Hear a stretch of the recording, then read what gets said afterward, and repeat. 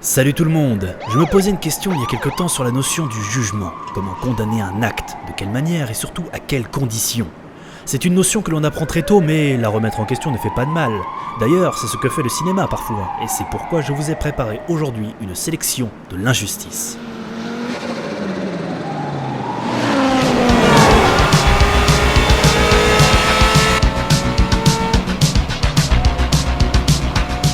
Je commence par un film qu'il est inutile de recommander, il a suffisamment fait parler de lui pour que vous ayez appris son existence.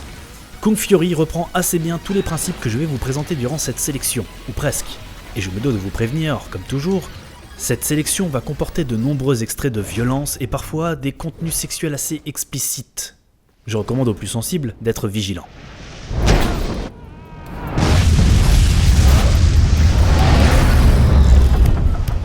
Chuck Steel est un stop-motion sorti assez récemment et qui reprend les mêmes codes que le film précédent. Et d'ailleurs...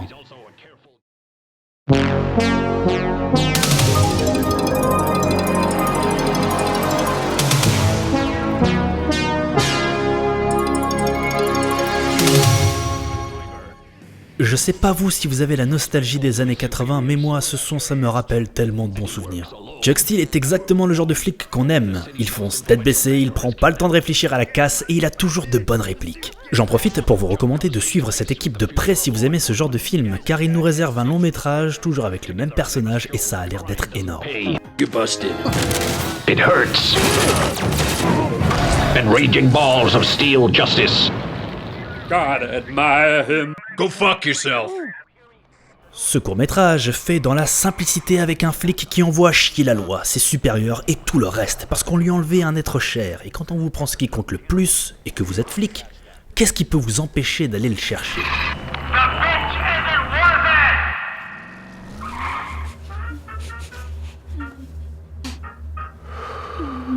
Are you enjoying my hospitality? It's pretty good, yeah? Yeah.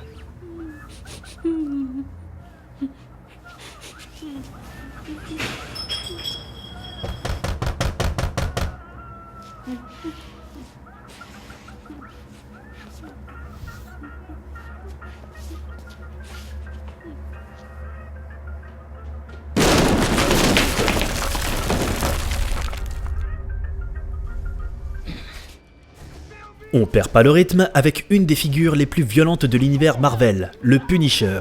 Encore une fois, je préviens, le film contient de nombreuses scènes de violence et d'abus sexuels, les images peuvent être très dures. Sorti en 2012, lors de la Comic-Con de San Diego, Phil Johannou s'est associé à l'époque avec le premier interprète du Punisher sur grand écran pour nous servir un court-métrage qui déboîte littéralement. Encore un qui n'hésite pas à faire valoir sa propre vision de la justice. All you gotta do is say yes. You got a choice. Out of my way. On this way. Come on now, kid. You say yes. All you gotta do is say yes. We got a motherfucking problem up in here. Et tant qu'on y est, c'est quoi votre notion de la justice ? Je pose vraiment la question, que sommes-nous prêts à faire pour protéger ce qu'on aime, notre intégrité, ou nos biens en général ? Et que sommes-nous prêts à faire quand nous avons perdu ces choses ? Le film qui suit reprend le principe des vigilantes, les justiciers en anglais, un terme répandu aux États-Unis, connu comme les personnes qui se font justice eux-mêmes.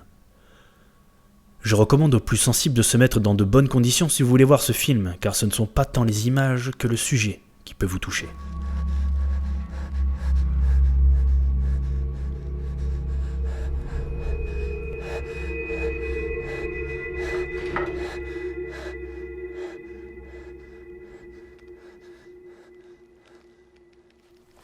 The Guilt est un film espagnol récompensé par Ridley Scott et Michael Fassbender à l'occasion du Your Film Festival en 2012.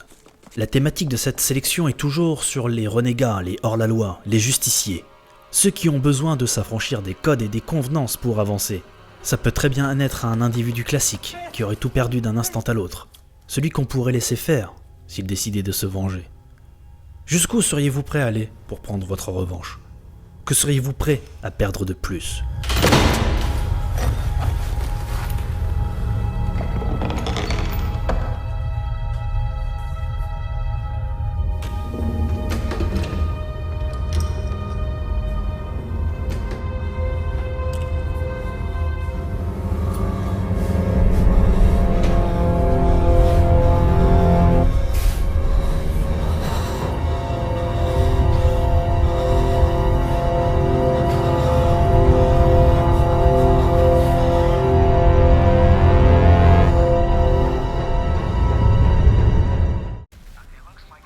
Je ne souhaite à personne d'avoir à se retrouver dans ce genre de situation. Je vous souhaite de pouvoir rester derrière votre écran et de n'avoir qu'à observer des situations fictives, totalement romancées, comme pour The Flying Man, qui renverse les codes du super-héros, en nous mettant en scène un personnage agissant uniquement comme un juge et un bourreau. Pas de caractérisation patriotique ou de double personnalité pour masquer la vérité, non. Juste un justicier dans sa forme la plus pure. Operators say it is too risky and dangerous in case of an air collision over the populated city. Reports have been coming in that our flying man attacked a car this morning. 2 people were found dead inside. It seems as if he's demonstrated super strength. It's very difficult for the police to respond to this kind of thing, since it's unclear exactly what we're dealing with and if there would be any other potential attack like this. Over the last 3 days, 15 other victims have been found dead in similar attacks. He is reckless and violent. The federal government might... Il est difficile d'avoir une opinion sur le sujet, comme pour tout, quoi qu'il en soit. Il y a des tas de facteurs qui entrent en jeu, mais je ne suis là que pour vous faire des suggestions de courts-métrages, qui peut-être vous apporteront un sujet de réflexion, comme pour moi. Mais je vais m'arrêter là sur ce sujet et reprendre sur quelque chose que je connais bien. Voici la suite de l'histoire du court-métrage perdu. Rappelez-vous, le héros a réussi à sortir du bâtiment, mais il est très vite rattrapé par la créature et l'extraterrestre les a remarqués tous les deux. L'homme rassemble ses dernières forces pour fuir et inciter l'extraterrestre à amorcer les charges. L'extraterrestre le voit depuis la lunette de son fusil de précision. Il observe longuement l'homme s'agiter qui semble le supplier de mettre fin à tout ça. L'extraterrestre hésite, il semble déjà regretter sa décision. Puis, il tire. Merci de m'avoir suivi, on se retrouve bientôt pour une nouvelle sélection et la suite et fin de l'histoire du court-métrage perdu. Je vous dis donc, bonne séance et à la prochaine.